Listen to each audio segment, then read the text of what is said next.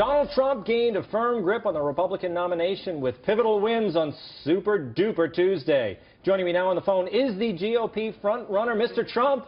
Right, Tom, are you there? I am. Congratulations on the big night, Mr. Trump. Thank you, Tom. Listen, it's over. It's done. Tell Adele to start singing, but not that Hello song. That song's horrible. But any other song but that. The race is over. Wow. I mean, are you glad that Marco Rubio has dropped out of the race?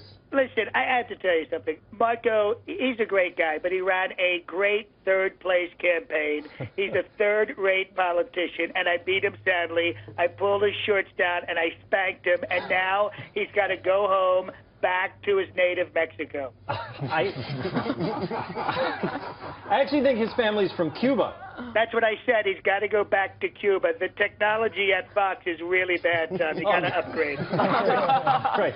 Now, you did lose one state, Ohio, to John Kasich. How do you feel about that? Well, listen, Tom, I watched this man speak. He was almost crying. He seems always on the verge of tears. But I'd expect that from a Democrat, not from him. You know, we can't have a president that cries. I've never cried. You know, I could sit in a room chopping onions and watching Marley and Me, and I wouldn't cry.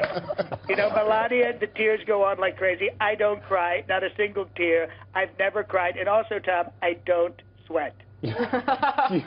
You don't cry or sweat? No, I haven't produced any bodily fluids ever in my entire life. That's amazing. Now, you said you're not going to participate in the next debate. Do you think that's a good move? Everything I do is a good move, Tom. If I made one wrong move this entire time, I don't need to go to the debate. Not going to the debate, I'll get more press than I would if I went to the debate, which I would win anyway. In fact, I've already won. If you go online and look at the polls, I've already won the debate, and it hasn't happened yet. Wow. I'm going to check that out. Now, you've said there will be riots if you don't get the nomination. Yes. Is that something you really believe? Tom, listen, I've got to be honest. There's going to be riots, but these are going to be the best riots you've ever seen. These are going to be phenomenal riots, some of the best riots ever. You know, frankly, America doesn't riot anymore. China, Mexico, they've got all of our riots.